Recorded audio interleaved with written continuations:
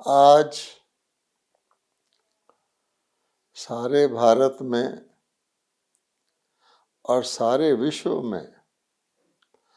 अंतर्राष्ट्रीय योग दिवस मनाया जा रहा है। ये भारत सरकार की एक बहुत बड़ी अचीवमेंट है कि यूनाइटेड नेशंस के द्वारा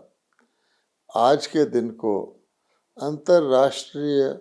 योग दिवस के रूप में मनाने की स्वीकृति के द्वारा सारे विश्व में योग का प्रचार प्रसार बढ़ा रहे हैं। वास्तव में कहा जाए तो समय की पुकार ही है योगी जीवन, क्योंकि अगर योगी जीवन नहीं है तो फिर जीवन भोगी जीवन है और रोगी जीवन है, जिससे हम सब सारा समाज पीड़ित है। तो इस वर्ष आयुष मंत्रालय ने जो थीम रखा है इस वर्ष का, वो है व्यक्ति एवं समाज के लिए योग। ये थीम भी बहुत ही एप्रोप्रिएट है, क्योंकि जब तक सारे समाज के अंदर, व्यक्ति समाज की इकाई है, सारे समाज के अंदर योगी जीवन नहीं बनेगा तब तक हम अपने लक्ष्य में कामयाब नहीं होंगे। अब देखना ये है कि किस प्रकार से हम इस लक्ष्य को प्राप्त कर सकते हैं। आज भारत में अनेक प्रकार की योग पद्धतियां हैं और उन सब पद्धतियों को मिला करके आयुष मंत्रालय ने एक कॉमन मिनिमम प्रोटोकॉल तैयार किया है, जिसके अंतर्गत आज के दिन कई प्रकार के योग को मिला करके कुछ शारीरिक क्रियाएं भी करवाई जाती हैं कई, और उसके अलावा अनेक प्रकार के योग जो जिसको प्रचलित करता है वो उसको करवाता है। ब्रह्मा कुमारीज का ये कहना है कि योगी जीवन के लिए ऐसा योग होना चाहिए जो समाज का हर व्यक्ति कर सके, अर्थात जिस योग को बूढ़े भी कर सके, वृद्ध अवस्था वाले भी कर सकें। अब मेरी आयु 91 ईयर्स है तो मैं भी कर सकूं, कोई रोगी अस्पताल में पीड़ित है, कोई कमज़ोर व्यक्ति है, कोई बच्चा है, हर एक आत्मा जो है कोई कार्य में अपने व्यस्त है, वो भी योग को कर सके।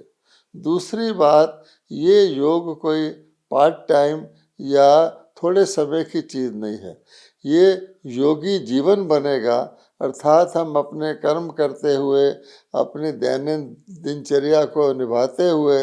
अपने जीवन के सब कर्तव्य करते हुए हम इस योग को करें। तो वो योग भगवत गीता में भगवान ने बताया हुआ है कि वो योग मानसिक योग है, वो योग आत्मा को लगाना है, क्योंकि आत्मा के अंदर ही त्रुटियां आती हैं तो जीवन भोगी और रोगी बनता है। तो आत्मा के अंदर जो त्रुटियां आती हैं वो सब लोग जानते हैं, काम, क्रोध, लोभ, मोह, अहंकार, इन कमजोरियों के वश में जब आत्मा हो जाती है तो उसके कर्म श्रेष्ठ नहीं रहते, और जिस कारण से अनेक प्रकार की विषमताएं, अनेक प्रकार की समस्याएं, जो असमानताएं हम समाज में देखते हैं वो आती हैं। इसलिए भगवान ने कहा है कि मन मना भव,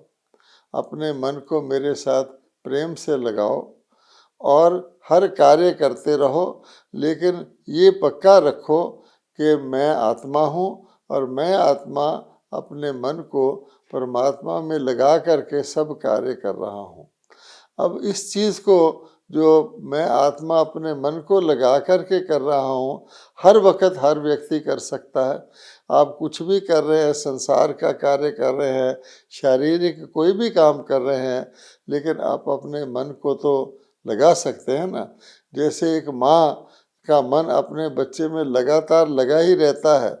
इसी प्रकार से हम आत्माओं की, परमात्मा की संतानों का मन स्नेह युक्त तरीके से, यानी पूरे प्रेम के प्यार के द्वारा कनेक्शन जोड़कर उस प्यार के सागर से अगर हम अपने मन को लगाए रखेंगे तो हमारे मन के अंदर से घृणा, ईर्ष्या, द्वेष, वैर, विरोध आदि जो वियोग के कारण बनते हैं, जो हमारी उदासी के कारण बनते हैं, हमारी मायूसी के कारण बनते हैं, हमारे मतभेद के कारण बनते हैं, वो सब धीरे धीरे वो समाप्त होंगे और हमारे अंदर परस्पर आत्मिक प्रेम रहेगा। देवी देवताएं कितने प्यार से रहते थे, तो हम तो देवी देवताओं के ही वंशज हैं, तो हम अपने उस स्मृति में रहें कि भारत देवी देवताओं का देश था, तो देवी देवता सर्वगुण संपन्न थे, अर्थात उनमें कोई अवगुण नहीं था। इस लक्ष्य को रख के अगर हम इस योग को एक बारी सीख लेते हैं और फिर चलते फिरते करते रहते हैं, तो मैं समझता हूँ कि सारे समाज में योगी जीवन बनाने का जो हमारा लक्ष्य है उसकी हम प्राप्ति कर सकते हैं। ओम शांति।